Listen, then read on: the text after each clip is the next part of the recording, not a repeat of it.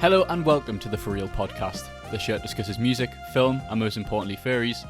I'm your host Matthew, also known as Hypebeast Dan, and today we have a very special guest because we have an avid ship poster. itsLiyo. Hi, how are you doing today? Yo, what's up, dude? Are you being good today? I'm doing great. Fantastic. Yeah, Fantastic. I'm great. What What about yourself? How you doing? I'm not too bad, me. I've just came back to spend Christmas with my family, so that's nice. So I'm away from uni. I haven't actually watched any Christmas films yet, though. So, because obviously, guys, spoilers, but this has been recorded. It isn't actually recorded on the week that this episode comes out. We recorded this before Christmas, so I haven't watched any Christmas films yet or anything like that. Have you been getting in the Christmas spirit a little bit, or? Oh no. Honestly, I kind of hate Christmas. What? Not like Christmas itself. It's just like. It's just like everything feels so like commercialized and forced. Mm-hmm. It's like I like the Christmas spirit with like going back to your family, like eating dinner, exchanging presents, all that. But, like the entire like aura of Christmas just feels like too I fake and like organized. You know? No, I fully get that. That's like me with Valentine's Day. I feel like Valentine's Day is just an excuse for like restaurants to make money and shit when it's like no different. Yeah, no, but Valentine's Day was an actual like marketing scheme though. It started like in the 1950s to sell diamonds, I think. Interesting. Yeah, because the diamond sales were dropping, so they were like, get yourself a everlasting gift for your loved ones. Oh, it's interesting. That's cool.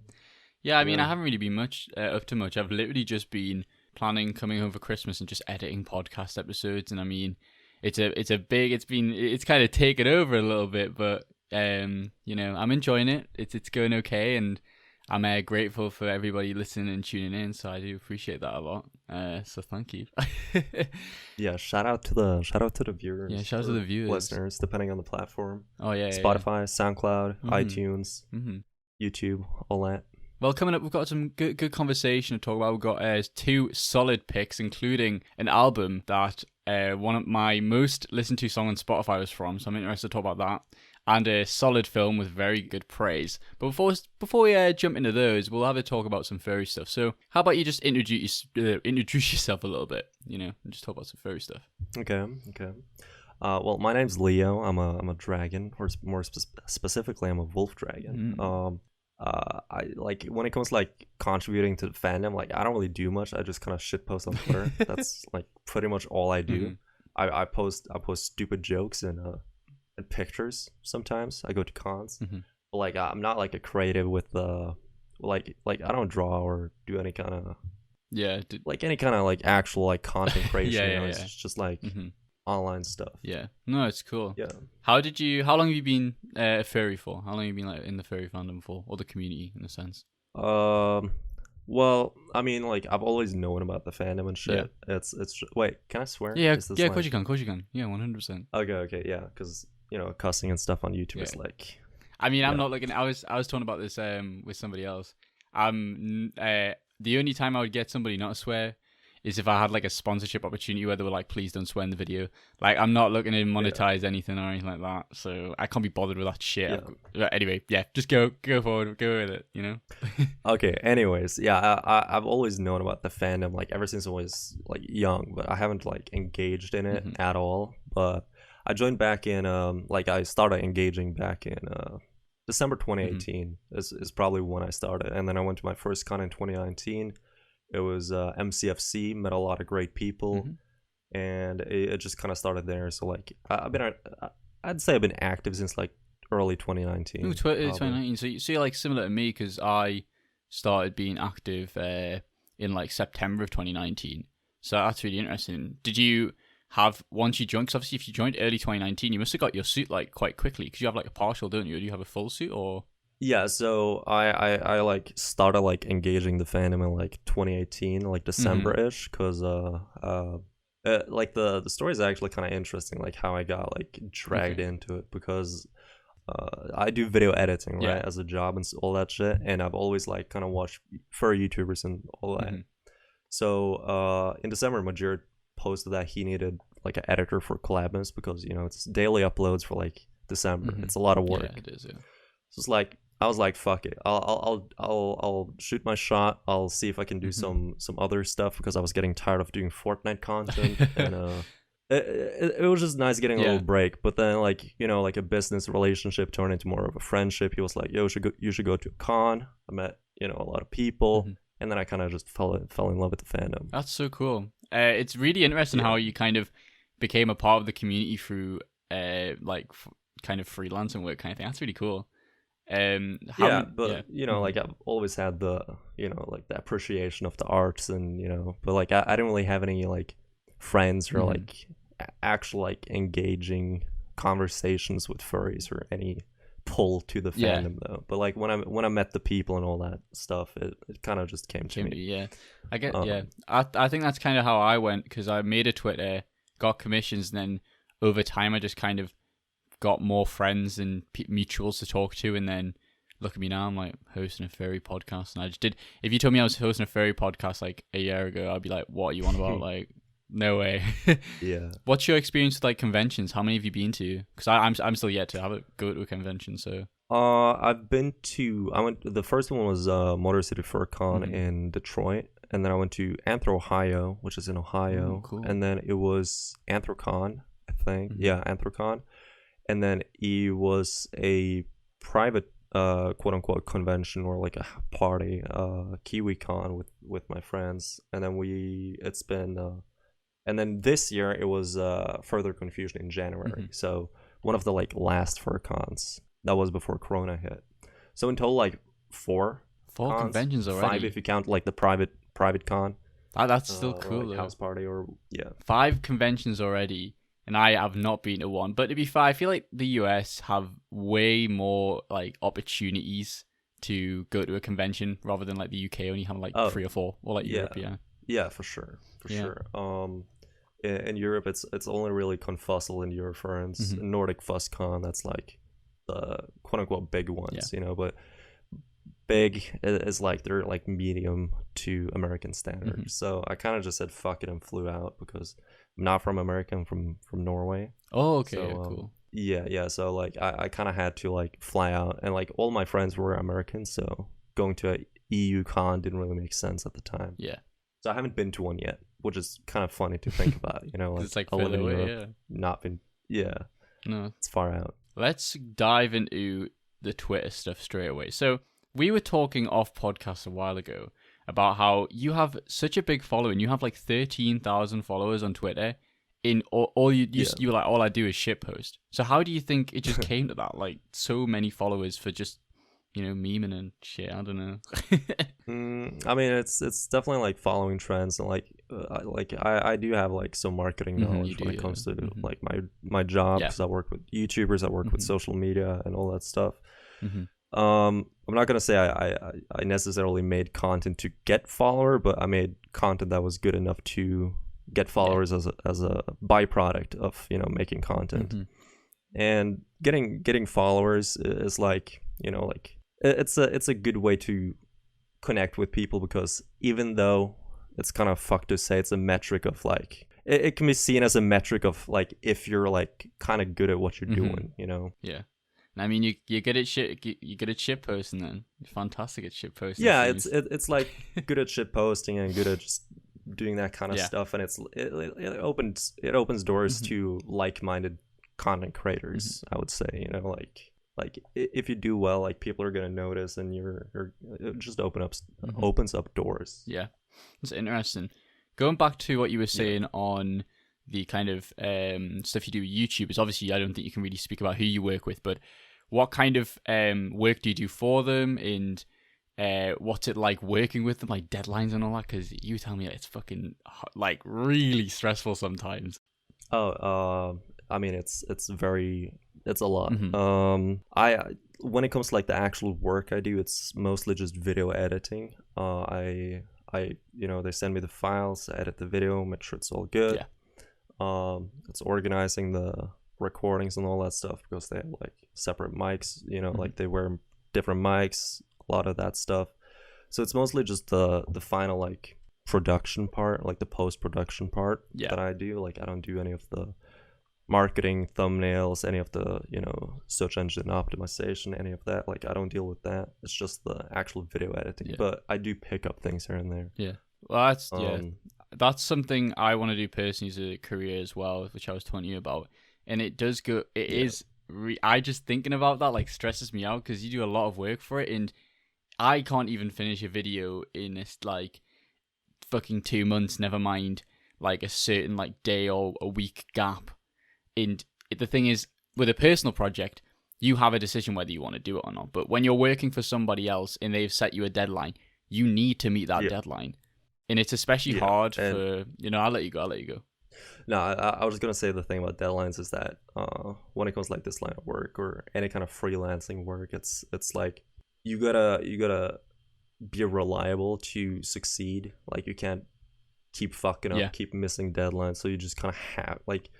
Sometimes I joke about my job not being a editor. It's just like okay, figure it out kind of guy, because like that's what it ends up being. Like they fuck up a recording or something, and they're like, okay, dude, you just got to figure out how to make this work because we can't like reshoot it. The guy like flew back from, because like sometimes they fly people in to collab and all that shit. It's like there's a lot of like editing magic I have to like do and all that stuff. So meeting deadlines is just, it's a pain, but it's necessary and it's a lot of pressure. Yeah, definitely. I was just saying that I think it's harder for personal projects, and it's harder for more commercial things, because it's like if you have to meet a deadline, sometimes you have to restrict what you want to do with the footage, if you know what I mean, because you can't just you have to obviously be effective with how well you edit it, but keep the time constraints in place as well. And just thinking about that kind of stresses me out, really. And I'm like, I want to do this as a job, but at the same time I'm like, yo, it's a lot I gotta say. You definitely can't be like a perfectionist when it comes to like, as long as something is good enough, it's good enough. Like you can't be nitpicky about the small details, because you're not gonna hit the deadline then, so you're just gonna power through it and just do it. And like on my own projects, it's like I do whatever I feel like, because then it's no one. Fuck, I can't speak. So good. There's no standards. There's no deadlines. No nothing. But with client videos, it's like I have to do it this way, and I have to get it done by that time. So obviously, I have to cut corners. But then the benefit of that, even though you're restricted with what you can do with it due to their demands, you get paid for that shit. So like, it's fine. And it's also like, I get paid per project. So it's like if I finish a video in 2 hours, that's insane. But then again, I could also spend like 20 hours on that video, but that's not worth my time, quote unquote. Because per project pays better the less time you spend on it. Going back to your shit posts on Twitter, there was a video. This was an interesting thing I was talking to you about, where I was DMing you on Twitter about organizing something for the podcast, and my friend was on Instagram and was like, show me this video. It was like a meme. And it's like, oh, look at this funny furry that's on Omegle. And then he showed me this meme. And I was like, I'm literally talking to them right now on fucking Twitter DMs. That is the person I'm talking to right now. And that was just so surreal to me, that the furry that was doing some meme shit posting on his Instagram feed was you. And I was talking to you at that time.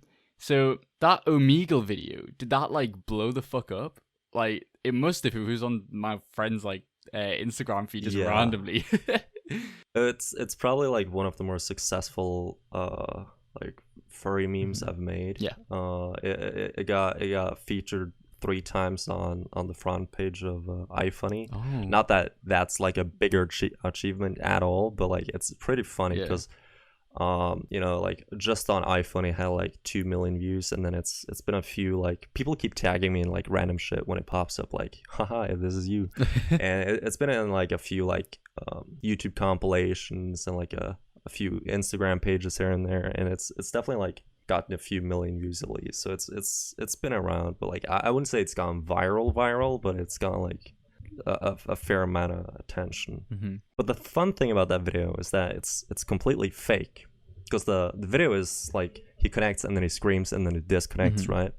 But like the actual interaction was real, but he didn't disconnect. I just made it look like it disconnected. So it's like a perfectly cut screen. Yeah. Oh yeah, perfectly. Yeah. That's more because that's more funny. Like it's not funny if it just screams. It's funny if it like screams and then insta disconnects. So there's some humor there, and it wasn't accidental. I'm just scrolling through your Twitter, and you have a lot of tweets that just pop off. Like some people have like no it like right guys, likes don't really matter that much. Okay, it's just like it's all a form or whatever, but.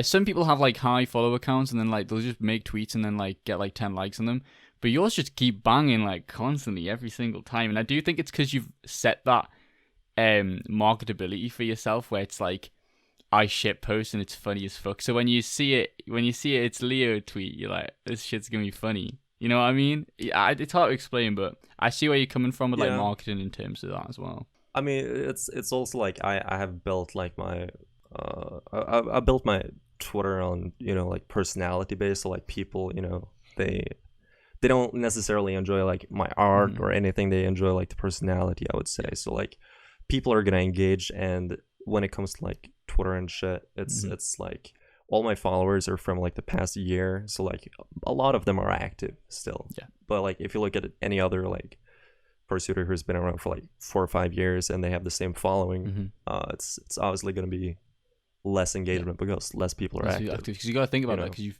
like you said, you've only been doing furry stuff since late 2018, early 2019. So it's a following that you've gained through a really short amount of time, like a big following in such a short amount of time, in my opinion. So that's great. I'm gonna put you on the spot here, okay? So there's a tweet I'm gonna read out that you tweeted. And I would like you to explain the thought process behind this tweet. I'm going to put it on the screen for everyone, right, if you're watching on YouTube. I'm going to read it. It's been 4 hours since I managed to suck my own cock. Things are different now. As soon as my mouth made contact with my penis, I felt a shock from my body. I believe I have super strength in telekinesis now. 3 hours after contact, I saw a van parked on my street, but no one good. Now, I'm hoping that my parents did not hear me read out that tweet. So, would you like to explain the thought? I'm assuming it's a copy pasta, but I mean, it is a copy pasta, and it cut off a bit too early. It's supposed to say like, I've seen a van parked outside for multiple hours. Nobody has exited it. I think it's a government surveillance van or some shit like that. And it's like sometimes I just post shit because I think it's funny and I want to like share it, but like you can't really credit a copy pasta, so I just post it. Because I saw that and I screenshotted it and I was like, oh, I gotta read this out of the fucking podcast. That's funny as shit. But there's some stuff that's that, and then you've got like just random edits as well, like the ring like someone's at your front door shit. It's like, I do like how you've got it's funny. You're a comedian. It's funny. I might be giving you too much credit, but you are legitimately really fucking funny. And I do think you have a good balance between like funny photos to funny tweets to funny edits. And I do think it's just like, I just love it. It's great. It's really interesting. Yeah. Like my previous bio on Twitter was it was a compilation of intrusive thoughts, which is pretty much what my Twitter is. Because like the ring one, for example, I saw a picture of it was just like a random ring picture with like not really any like meme attached to it. It was just like a screenshot. And I was like, you know what would be really funny if I was like very close and just like staring at the camera. I don't know why I thought it was funny, but I was like, that's funny, let me make that. And I made it and I posted it. So like sometimes I think shit and then I do shit and then I share shit because it's funny. Have you ever, I'm gonna guess that since you kind of gained it over time, you haven't had an experience to go to a con recently, obviously, but have you ever been recognized at a convention because of your suit? Because you seem to do a lot of tweets about your suit as well. So yeah, I mean, the few cons I've been to, I've been recognized a few times, but it's nothing like crazy. Yeah. It's just like, hey, I like your content. I know who you are, or I know who you are. Don't talk to me, kind of thing. Yeah. Like some people don't like me, which is fine, I guess. I don't really care, because like when it comes to humor, like humor's subjective. It's a hit or miss. Yeah. No, I get that. So like sometimes I have made jokes that are probably not funny and probably not okay to joke about, and like you live and you learn. Yeah. I mean, just gotta grow. I mean, comedians and stuff like do go through that as well. And it's just something Yeah. that you just kind of got to learn with. So I do get It's about that. finding a balance. Yeah, definitely about finding a balance. I like how your pin tweet is "You're loved." That's very cute. I like that. It's I think it's an important message to remember that, you know, like no matter who you are or what's currently going on in your life, somebody out there do care. Yeah, and that's lovely. Yeah. Do you do much other stuff besides Twitter as an online platform? Have you done any like streams and stuff like Twitch, etc.? Because obviously you have a lot of experience like editing videos and all that stuff and working with kind of video content. So have you done anything like YouTube or Twitch before, or like attempted? I used to stream on Twitch a little bit, but not too much. I used to stream on like my like personal Twitter, kind of like that, like professional Twitter. That I did that for a long time, and it was fairly like fun and whatever. But you know, like I just became too busy with work and all that, so kind of fell off. So and then when it comes to like furry stuff, it's just I don't really know what to stream, because you know I could stream games, but that's not really on brand, or like I feel like people don't enjoy it as much, and then it's just stupid. So yeah, definitely. So you were saying you have like a personal Twitter and all that. So I feel like sometimes, like especially me, like I personally separate my like furry side. I have a personal Twitter as well. Yeah. Why do you think people do that? Because people go on about like, oh well, you know, you should be proud of being a furry and stuff, but I don't think it's that. I think it's just simply because if you were like in any fandom or any like community of like a hobby, you would have a separate Twitter. Like I used to play Smash competitively like a shit ton, and I have a Smash Twitter that I like hardly use anymore. So do you think it's just because of that people have like separate Twitters for that shit? I genuinely have no idea, but when it comes to me, at least, it's because of work. You know, like I don't want to mix professionality and just escapism. You know, like it's not too good of a mix. But like I don't keep it secret. You know, like a lot of my followers on my like personal Twitter know about this Twitter, and vice versa. It's just I don't advertise it. You know, because also like you know, like none of my clients are necessarily going to drop me because of this shit, but it's, you know, it's, I don't want to like force it in their face, or if I like some fucking furry shit, I don't want it to pop up on their TL, you know. It's just better to have like organized spaces for certain things. Yeah, 100%. Now, I think we've had a good discussion of the kind of stuff you do and your, you know, relevance in the furry community. And I'm looking at your your banner or whatever on Twitter. And it's just, I think we should move on to the album choice of this week, which is Ice Dancer by Blade.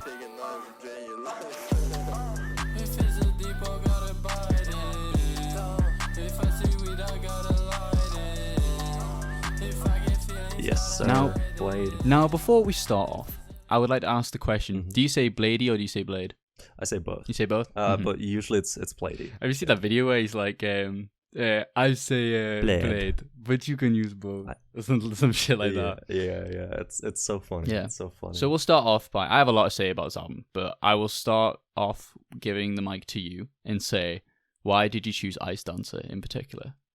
Oh god, that's a tough question. I don't know. Honestly, I've just been a huge fan of like the Drain scene for a long ass time, because you know, like there's Swedish, so like it bled through to Norway like pretty early on, and I've always loved the kind of like aesthetic they're going for, you know, with the like they pretty much just pioneered like cloud rap and all that very wavy, dreamy like feel of music. It definitely feels, and they're sorry, I'll let you go. Yeah, and they've definitely like influenced the rap scene a lot, even though like you don't really notice it too much, but like all the cloud rap and all the I like to think of it as a outsider trap movement.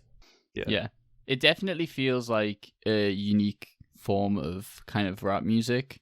It was something when I started listening to, I didn't really click with it first, but I've probably been listening to them on and off for a few months now, and obviously we were talking about E by Echo 2K on the 3rd episode of the podcast, because obviously I listen to primarily rap, but when it comes to Drain Gang, I think they kind of bring something new to the rap game, and it's like unique in a sense, but it still maintains the kind of music I enjoy listening to, if you know what I mean.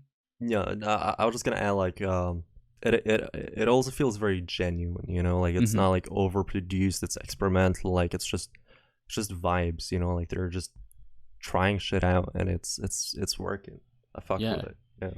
Yeah. So an interesting kind of tidbit about this album, in my personal connection to it. So this is gonna look very generic to like anybody that actually listens to Drain Gang, but my most listened to song of this year was "Be Nice to Me," and I listened to it like 203 fucking times. It is Yeah, a same. fucking banger, and I know it's like, oh, if you like Drain Gang, I bet you only listen to Peroxide and Be Nice to Me, but I'm like, nah, it's like the most popular song for a reason. It's a fantastic song. So Yeah, it's yeah. a banger. What would you say is your favorite on Ice Dancer?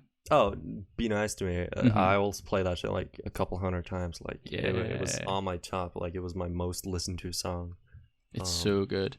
If I yeah. wasn't gonna pick "Be Nice to Me," I really like I really like Mulhall Freestyle. Like I just really like it. And I think it kind of I don't know if it's meant to do this, but it does give like a good introduction or like kind of beforehand listen to "Be Nice to Me," if you know what I mean. Which is nice. I don't know. It just blends in well. Like both the tracks blend in well. And I feel like Smart Water is a really nice introduction to the album because it kind of solidifies the kind of feel and the kind of production you're going to be experiencing when you listen to this record. Yeah, I mean it's also the first song, so Yeah, exactly. it's like an intro song, you know. But yeah, no, I do also enjoy mall horror. Like just the lyrics, they go hard as fuck. Yeah. I'm a mall horror, and my proudest look like downforce. I It's fucking so love good. it. I love it. I love it. It's insane. It's insane. Side by Side is another song that I really liked. Yeah. It's really well done. I think not a lot of people put enough respect on Thai Boy Digital as a DG member. You know, I think everyone's always like play Date 2K, but you know, I do think Thai Boy's Boy's sick. Yeah, Thai Boy is sick. It's so cool. I also like the intermission. The intermission is a nice like taste breaker. The Cartier God. Yeah, Ice Dancer. It does change it a bit, and kind of similar to the Be Nice to Me thing. It's a nice introduction or nice little kind of mix into Side by Side, which is great. What did you think of Young Lean on Inside Out? Did you like that? I'm a little bit unsure. Like I honestly, like I just listened to this album like so much. Like I kind of forget the names of the songs. Yeah. But like I have like a few favorites, and it's definitely like Be Nice to Me, Smart Water, Mall Horror, Side by Side, Special Place. Special Place is really good too. Yeah. I would say in comparison to other Drain Gang albums, even though Be Nice to Me is my favorite song by Drain Gang as a whole, I do think I preferred E more as a project. I don't know about you though. Do you like Echo 2K stuff? Do you like E as well? Yeah, I like E. It's good. What was Peroxide on E? Yeah, was Peroxide's on E. It's like the second track, I think. It's yeah. Yeah, I like Peroxide a lot. It's cool. I liked Frosty the Snowman as well on Ice Dancer, and I think it all this Christmas vibes. Yeah, Christmas vibes for what's going on right now. And I gotta say you was talking about the aesthetic and kind of imagery of Drain Gang, and I think that is perfectly summed up with the album art of this fucking album. It's just like hectic, but it's like dreamy. It's like I don't know. It's hard to explain. Do you know what I mean? Though it's just like I really like it. It's like early 2000s, like MySpace profiles, like over the top, like just random web assets, just mashed together into a beautiful, overly saturated mess. That's the best way I can explain it. I love it so much. I don't know. It was weird. I found out about Be Nice to Me through how did I find out about it? It's because I was playing 100 Gex. This is kind of cringe, not gonna lie. I was playing 100 Gex at a skate park because we had like a speaker on and people were just chilling. And this guy came up and was like, "Oh, you like 100 Gex? Do you listen to Blade?" And I was like, "What the fuck? Like, who's Blade?" And then he was like, "Oh, put on Be Nice to Me by Blade." And I put it on and I was like, "Yo, this actually slaps. Like, this is really good." And then I just like listened to it for a solid like 6 months without stopping. It's so good. It is such a good song. I don't know, just something about it is just like it's really well structured. It's catchy.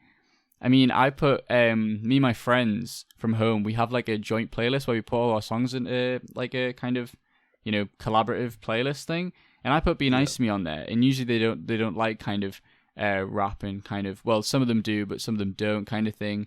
And this guy that only listens to like Mumford and Sons and shit, my friend Charlie, was like, you know, Be Nice to Me is not that bad of a song. I actually like it, and I'm like, yeah, I know, it's catchy and it's really well made as well. Yeah, it's like I Stancer is definitely like one of the better produced late albums. In terms of kind of comparing it to its other works, do you think 333 and stuff like that, do you think it upholds? Have you listened to those much? Do you think it upholds?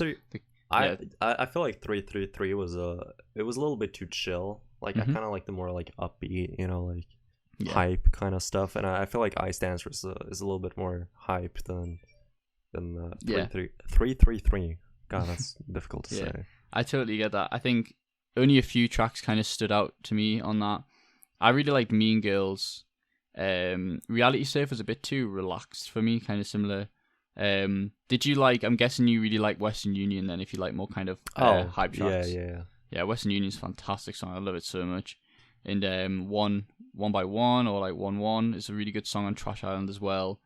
I just think they have a lot of kind of potential as a group in a sense, and I think they've already broke into, because obviously they were just like, you know, they were obviously main integral core of the Swedish rap game, but I do think they're starting to kind of spread out globally and definitely starting to kind of become noticed in a sense. I mean, more mainstream. Like take for example, I mean, I know this isn't a very nice thing, it's like, oh, I learned it through this, but I mean, I remember when Be Nice to Me became like really big because a lot of people used it in TikTok and like TikTok sounds and stuff, and same for Peroxide. And I think there is a bit of a comparison there where, or like a bit of controversy in a sense, where sometimes people are like, oh, well, it's not really the best thing when people use those songs for like, you know, when they don't really like the people in that. And I mean, most of me is like, who really cares? But at the same time, I was telling my friend Jack about Peroxide, for example, and it was like, it's about Echo growing up as like a black man in Sweden, and then like these like femboys are using them as like a theme for like TikToks, and it's like, it just kind of like diminishes the message of the song and stuff. So it's more of a kind of, I don't know, it's just a controversial kind of thing. But I do like how they've gained a lot of popularity through social media and through kind of sharing of their music, because I think they do deserve it. I mean, they're definitely like trendsetters though. Like it's new, it's experimental. People are getting bored of the same, like just the same music, because like it's hard to just be different, and like these guys are doing different stuff, but they're doing it well. And like with all music, it's a hit or miss, but I do genuinely think that they have a lot of talent, and they do how do I phrase this, they do like talk about kind of serious stuff in a nice way though. Yeah, definitely. It is a really kind of interesting take, because sometimes a lot of rappers obviously just focus on kind of like the male gaze, kind of like woman, money, and all that shit. And I mean, it's not all rappers, and I mean, most rappers that do that also have kind of a melancholic, more emotional side to them as well. But I do think they've Dream Gang really think about what kind of messages they want to send in their music, and I do think it's a really interesting thing to think about as well, in terms of lyricism and comparing that to like more like Western rap, etc. Yeah, for sure. Trying to think of any like gripes I had. Sometimes, I know I've said this for like a lot of criticisms, because the thing is, what you'll learn about me on this podcast is that I love music, and I just love all different types of music. So I'm not very critical, as I would say, on like projects. And the same with films as well, because I mean, I'm a film student. I'm going to enjoy films. Like, I look at my Letterboxd average ratings, and it's like hardly any 1 to 3 stars, and then I have like 24 stars, and it's just like, I really just I like media, and I like, you know, exploring different aspects. But so going back to my original point, I would say that some of the tracks did feel a little bit too samey for me, but I say that about a lot of stuff. And again, it's more how you look at it from its perspective. Like, you can see that as having a solidified kind of not message, but a solidified like theme to the album. But then you could also see it as like, it doesn't bring anything new with each track. Would you say, do you have any I know it's your choice, so I'm guessing you don't have many gripes with it, but do you have any kind of criticisms to the record? To Ice Dancer? Or do you I just don't love know. that? Do you just love that shit? Just I fully, just fully. Dude, it's just a nice album. I like it. I like Yeah. it. They talk about a lot of good shit, and it sounds good. I love the melodies. I love the like dreamy and just fucking floating vibe of everything, and like Yeah. how everything is balancing, and like it's unique. It's unique. It's nice. Yeah. And Would you say? it Yeah. gets me hyped? It is a hype kind of album. I love it. I've been listening to it a lot while skating as well. It is just nice stuff to listen to, at least E as well. Would you say that when you listen to Ice Dancer, can you listen to specific songs like Be Nice to Me on it? Or do you have to, when you want to listen to most of the tracks, do you have to listen to the album front to back? I usually just hit like play on Spotify, and I just like listen to it, and then like hit the loop button while I work, or you know, just I like it's not like when I listen to it, it's like I listen to it. It's more like I listen to it in the background while I'm doing stuff, or like I put it on at like parties and shit like that. But like the only real time I actually like listen to like songs or anything is if I'm like laying in my bed like chilling and just like closed eyes just tapping out, you know. Yeah, it's just vibing. Yeah, I think the album started off really strongly and kind of lost itself the further down you go. Like I found myself being able to kind of enjoy Smart Water, Moldhole Freestyle, and, you know, Be Nice to Me, obviously, more than kind of stuff like Special Place or Feel Like. I don't know, I feel like I just didn't like them as much as the stuff at the top. So I think it went kind of from like a really, really high, strong point, kind of like fizzling out a little bit more. But overall, I did really enjoy it. Yeah. I can see that. And I think Blade, like I said, I think with Blade, I think with Echo 2K, Typo Digital, they definitely have so much potential. And I think once I don't know if they're going to be working on kind of another collab album, because I know Blade's just released one with Megatalk, is it? So I haven't actually listened to that yet, but I'm hoping that, you know, they work together to make another collab album, because I mean, Trash Island was fantastic. I love Trash Island so much. So definitely something. And I mean, that was only like an 8 track 22-minute thing. I was looking now, so maybe they'll make something bigger, and you know, kind of, they're already experimental, but they can I think they can go further. I think definitely. I want to see some. I want to see some Drain Gang hyper pop esque. Oh music. shit! Yeah, that'd be so cool. I would love that. Like Switch up the game a little bit. Drain Gang Gex kind of shit. So people joke about that and like, lol, Drain Gang should like collab with Gex, but I mean that would just be funny as shit. Like, because people just say that as a joke, but it'd just be funny.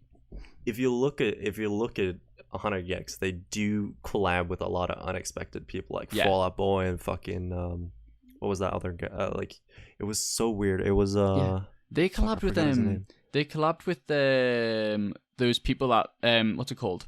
Free OH exclamation mark free or whatever it's called. And they made them My First Kiss when a little like this song like fucking ages ago, and just had a random collab, because I listened to that song. I was like, oh, there's vibes. Then I sent it to my friend who hates Gex, and he was like, oh no, those are the people that made the My First Kiss song, and it's not too bad. And I was like, oh, interesting. So they do go for really weird and out there collaborations, and I do love that for them. I mean, they have an entire album. Tommy Cash, that's the guy I was thinking about. Like 100 Gex and Tommy Cash, that's so like out there, you know. And that ended up being one of the best songs in my opinion on 1,000 Gex and the Tree of Clues. And I mean, they are known for having unique and well kind of placed features, because they have an entire album dedicated to remixes and features, which is fantastic as well. So definitely have a, you know, Drain Gang Gex thing in the works. I would appreciate something like that. Yeah, that would be fire. But overall, Ice Dancer, fantastic album. Definitely check it out if you listen to rap and you want to experience a different side of a compare like Western or like grime or something. So yeah. And I think on that though, we'll move on to the film choice of this week, which was Interstellar, directed by Christopher Nolan.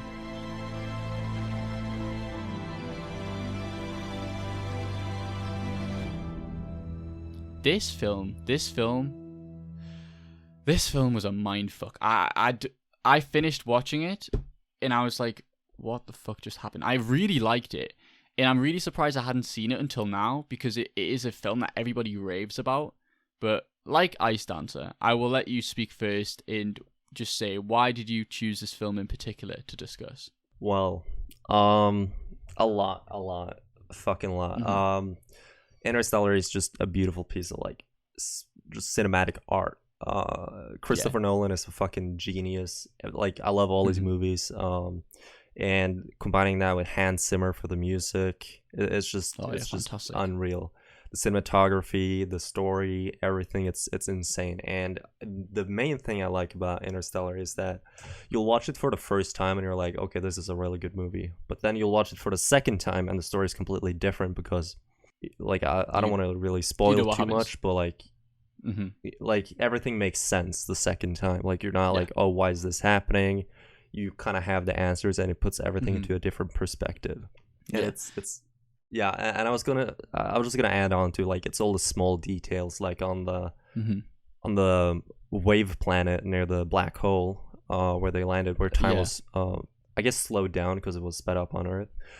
Every like the song that was playing in the background, every tick in that song, like the clock ticking, was I think it was a day passing on Earth or like a week.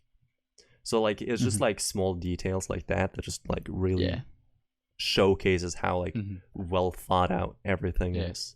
It seems like a lot of films I've been talking about on the podcast so far, everyone's been saying it's all about the small details and they explain like a small detail. And I do love that directors and people that make the film put stuff like that in the film, and when people pick up on it, it's fantastic because it isn't something that you may have like noticed your first time or your second time, but it's overall something that the director wanted you to see. And it is great when that's kind of noticed. Going back, Christopher Nolan's work, fantastic. I have not seen Tenet yet, I must say. I was meant to go see Tenet is so good. It's very confusing. It's extremely confusing. I'll let you know that. It's so confusing, but it's really good. Yeah, I've been told that. I mean, Christopher Nolan films are also mostly confused. I mean, I've seen Memento. I really liked Memento, and I talked about that on a podcast a while ago, my friend's podcast, Watch Happening. You should check that out, my friend Cameron's podcast. It was very, very confusing. And I mean, when it comes to Interstellar and applying that, it was also confusing. I was saying to my friend, I'd probably give it like an 8 or a 9. But I feel like if I rewatched it with the knowledge I have of, you know, the ending, etc., and everything you kind of think about in the film, it would probably bump it up to a 10 potentially. And I don't have many 5-star films, so it is a fantastic shout. So what did you think of the cinematography and stuff of it? Because, well, the entire thing is like really well made. I mean, the CG, is it CGI? Like all the space and stuff. It like just feels so surreal and kind of. It feels it. Obviously, it isn't real because I mean, you know, all that space shit is not fucking real. But it does feel like it isn't. It like I forget it was a movie at time. I forgot it was a movie at time. It feels plausible, and I also like how it's almost shot as like a documentary. If you because like the intro where they're talking about like the past, like it's like they're in the future, showing a documentary about what happened in the past about the story. Because like the opening interviews is the daughter, you know, talking about the father. Oh shit! Yeah. Like talking about how life was on the farm and like life before they, you know, cracked the code and like went to space and all that. Yeah. And I didn't think of that actually. Yeah, no, like the intro part was the daughter when she was, you know, like 70 or 80 or 90 or however old she got. I was I was surprised to see you know, good old Timothy Chalamet in this film. I can't get away from him, you know, he's in everything. You know, everyone's favorite e-boy Timothy Chalamet was in this film, and I did not realize. Really? Where? I was this well at the start when obviously he's like the kid of the of Cooper, or the son of Cooper before he gets old, and I was like, oh shit, it's Timothy Chalamet. Oh shit! So that was an interesting kind of choice of casting. Yeah, I'm not sure who that is as an actor. But... You don't know who Timothy Chalamet is? No way. Have you ever seen Call Me By Your Name? No. He's the kid in Call Me By Your Name. No, you should watch that. It's a really good film. He's like just known for doing very like coming of age kind of. I don't know. He's like the e-boy of Hollywood. I would say e-boy of Hollywood. He is the e-boy of Hollywood. It's a fucking title in hand. No, going back to the music though. The music I felt was memorable, but it was also like impactful. It's hard to explain, but. It was dramatized. It was really well composed, and at the same time, it was like I think they had a theme throughout that was kind of came back and back, and it usually kind of started to play once Cooper or another character like realized something really important, and then that's when like, oh shit, it's gonna go down in this film. Like something big's happening. I mean, a lot of the music is to emphasize emotion, and obviously if it's not too emotional, it's just gonna be like some background track to like fit the vibe. Like when my favorite song is the one where like the spaceship like spins and it's getting like intense and intense and intense and it just cuts off. It's just like the small things where like builds up and then just releases all the tension, and it's nice, so nice.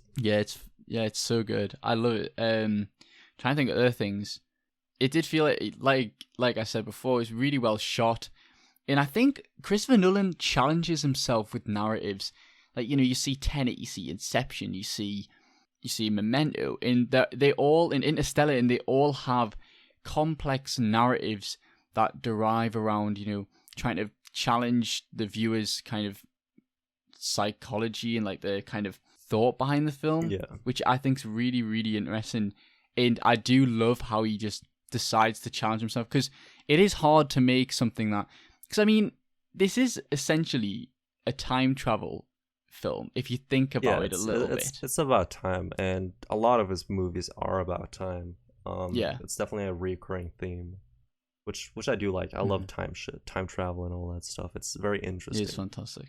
Yeah, but I like the thinking part of the movies, like how he challenges mainstream Hollywood, because mainstream Hollywood like these days are like comedy and like very like blockbuster-esque movies.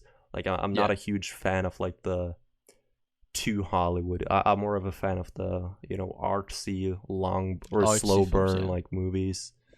I just don't like the overly generic stuff. I like it when it's unique and different and challenges. New stuff. I don't know. I'm very bad with words. I get you. I like a balance between the two. I think I do like slow burner films that kind of make, they're quite cautious about the decisions that they make with the characters in the environment. But I do also, I do find it hard sometimes to pay attention with a film. So it needs to make sure it can, present itself like that, but it still needs to be encapsulating to me. And I do think Interstellar was also very encapsulating. And that is something I want to talk about, because the film is 2 hours and 40 minutes long, or like more than that, 2 hours 44, I think. And for a film that's really, really long, what did you think about the runtime? Did you feel like the film overall went quite quickly, or do you think there was times where you were like, oh, well, how long have I got left of this film? Like, it's fucking ages. What do you think? I mean, I genuinely think it's pretty perfect as it is. I wouldn't mind if it was even longer, to be honest, because the really? Times it was kind of slow, like story wise. It was definitely like captivating aesthetically. There's a lot of beautiful like space shots and just very well shot scenes that kind of make up for it in my eyes, because when I watch a movie, it's also eye candy. Like I'm not just watching it for the for the story. For the story, even though the story is like the main part I like about this film, it's also just nice to look at the scenery and how they do things. And my like fucking like video editor brain just looks at like stuff, and I'm like, oh, that's so cool. How the fuck did they do that? And I'm just like, oh, fuck yeah. So like I keep myself occupied when shit gets slow. Like I don't really care too much, because I always find something to like focus on. Yeah, that's fair enough. And I think this film intertwines its interest in the narrative and the stunning visuals, where I felt like I really wanted to see what the kind of next planet would look like, or the next place that we're kind of exploring would look like in space. Yeah, because it's all about exploring the unknown and trying to save Earth due to the fact that it's kind of it's an environment that you can't really inhabit anymore. So you have that kind of sudden tension of, will they be able to save life on Earth, including humans, and will they actually be able to get back home, and what will they explore?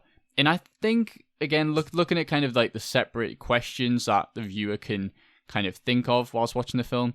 I do also think there's like multiple storylines going on in a sense, because, you know, you've got the stuff up in space, which is the main core storyline, but then you've got the stuff back at home with, you know, the conflict between the sister and the brother's kind of family now, because, you know, it's like way ahead. Yeah. And then it all intertwines because the conflict down on Earth fits in with the conflict up in space with you know, Matthew McConaughey's character.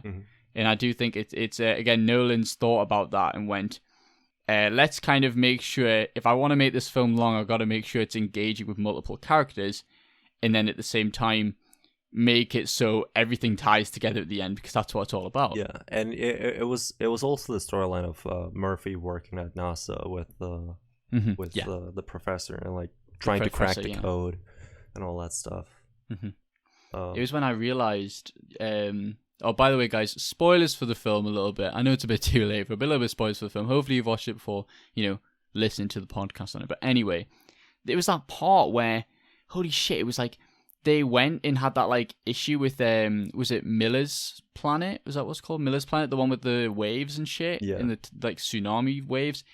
And then I was like, holy shit, okay, first of all, someone's just died, and then second of all, he comes back, and I'm like, all right, okay, so I thought they were only there for like maybe what, like half an hour tops, and then they get on the ship and come back, because just for context, guys, the time works differently in like different liminal spaces. So on the planet, like an hour for them is like 7 years of 7 years back on like the home base and in space or whatever. And one guy's left there, and like the other three go to this planet. And then like something bad happens, and then they get on the ship and they go back. And I'm like, all right, they've only been there like half an hour when that like big thing happened. And then they get off the ship and like, oh, how long have we been?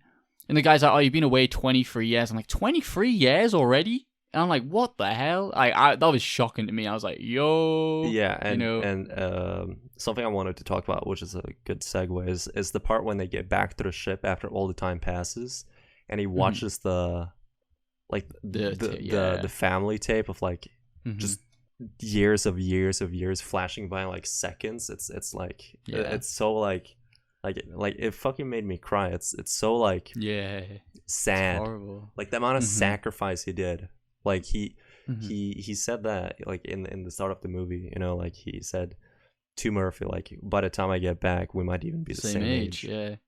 And then but like they spent so much time there that she ended up being older. Yeah. And I think that's kind of sad. Like like so much lost time. Yeah. And it was all in the name for love, because obviously he wanted to like make a better world for his daughter. Yeah. And then he lost that. Or he lost all that time with her. Yeah. You know? And that was the price he paid for essentially, you know, becoming a part of this project that could save humanity. And I do think it was really kind of emotional. Especially I thought the scene was emotional where he, you know, finally finds Murphy as a grandma, and I was like, oh, that's like cute as fuck. Yeah. Like, and I was like, it's really emotional. But yeah, I definitely get that. I'm trying to think of other elements of the film that I really enjoyed. Yeah, obviously the tape stuff like got me really sad. I was like, holy shit. The sound design on top of the music was fantastic, and I loved a similar thing. A similar thing was in Gravity, that film I watched it ages ago, but where for example, Matt Damon's character, when he's trying to like do all that shit on the like lock in dock, and then it explodes or whatever, and when it explodes and we see a shot from the perspective of the outside of space rather than an interior location, like in like a kind of spaceship or whatever, not spaceship, but just like you know what I mean, just like a little, you know, ship or whatever. It's like completely mute. Like everything's mute because there is no sound in space, because there's obviously not, you know, any like kind of surfaces like to travel or bounce off. So when the explosion is like kind of captured from outside, like in an exterior place of like the space-time continuum or whatever, it's just silence. And I love that because it is like that attention to detail in a sense that you were talking about before, where it's like if this happened in space, you would not be able to hear that explosion, but it's still impactful because the visuals are still there. And it just goes to show that the visuals are still kind of just as encapsulating as the audio, since there was like no audio cues in that shot or scene whatsoever. Yeah, and it was also very abrupt, like cut, you know, because it was the second the vacuum seal broke. So as soon as the spaceship, Yeah. you know, or the docking station broke, like the music just cut. Yeah. And like you could hear like this explosion for a split second while there was like still air in the room, which I think is a very nice detail, because if you were there, like the explosion happening, you would hear it for like a split second before you know, like all the air got sucked out. Yeah, and that's it's extremely tiny detail, but it's so well done, and it's just perfect. Yeah, I love it. Lots of small details, lots of thought but put behind it, and I think it is important to think about small details when you're dealing with such a complex narrative as well. And I know that's not really, you can't really apply that to kind of practical stuff like the sound design, but I mean, if you're gonna be complex with the story, then you may as well just be complex about you know, a lot of the elements of the film to kind of all coincide with each other, which is really interesting. I mean, the story of the film, it's very complex, but it can be boiled down to like a very simple concept, because it is all about like love defying everything, you know. And I think something very important is a film can be complicated, and you can, you know, give it a lower rating because you don't understand it, and it'll stay that rating, and that's it. But if you find yourself wanting to watch it again and rewatch it because you found the film hard to enjoy, or not hard to enjoy, but hard to understand, but you actively want to understand it, that's when you know a film is successful. And I think that's why Interstellar is successful, and that's why, for example, I make this example all the time, but it is just a perfect example of a film that I found really not enjoyable the first time I watched it, but then I ended up giving it 5-star like the third time I watched it. Is the end of Evangelion, the Neon Genesis Evangelion film, where I didn't understand that like fucking at all when I first watched it, but then by the time I went on a second and third watch, I like looked at the small details. I understood the kind of concept of what Hideaki Anno as a director was trying to, you know, conclude this massive like anime series. And it's the same thing with Interstellar, where watching it once has really confused me. I did understand some aspects of it, and it was still a fantastic film, but it's confusing enough that I want to watch it again, and it's good enough that I want to watch it again. So that's when you know that it's been successful. So yeah. Yeah. Definitely. I mean, we're almost on an hour, so I think we should just kind of wrap it up here. I think we've said a lot about the film, but definitely check out Interstellar, directed by Christopher Nolan. Fantastic film. I mean, check out any of Nolan's works. I mean, he's a well-known director for a reason. His plots are a little bit complex at times, but I think as long as you focus, I put my phone away, I put everything down to focus on the film. I still didn't understand aspects of it, but I overall enjoyed the experience nonetheless. And I mean, I guess that's just what makes a film successful. Yeah. So yeah, to conclude, definitely check out itsLiyo's Twitter. It's itsLiyo. Is there anything else you want to plug, or are you just a Twitter guy? I'm just a Twitter guy. Just a Twitter. Yeah, that's fine by me. I got banned off TikTok. So. Oh, yo, what? How do you get banned off TikTok? Yeah. What do you do? I made a Pornhub joke where I used the intro, and they did not enjoy me having the word Pornhub on their platform, so I just got nuked. That's not good enough, dog. I'm disappointed in you. Shit happens. Yeah, shit happens. In terms of the podcast stuff, I always put a review for my Letterboxd on my Letterboxd of the films that I watch, and I'm going to be ranking every one I watch. If you want to check that out, it's Matthew_Batey, and it's Matthew with 2 T's _BAYTEE. It'll be in the description of the YouTube video. You can follow me there if you want to, you know, read more of what I think about the film. In terms of checking out the podcast, make sure to subscribe to it Furreal on YouTube if you watch on YouTube, or on Spotify, on Apple Podcasts if you want to get notified when it's next on. And yeah, that's all basically. Thank you very much for listening, everybody. Not watching, I mean, if you're watching YouTube maybe, but thank you very much for listening, and I'll see you guys next week.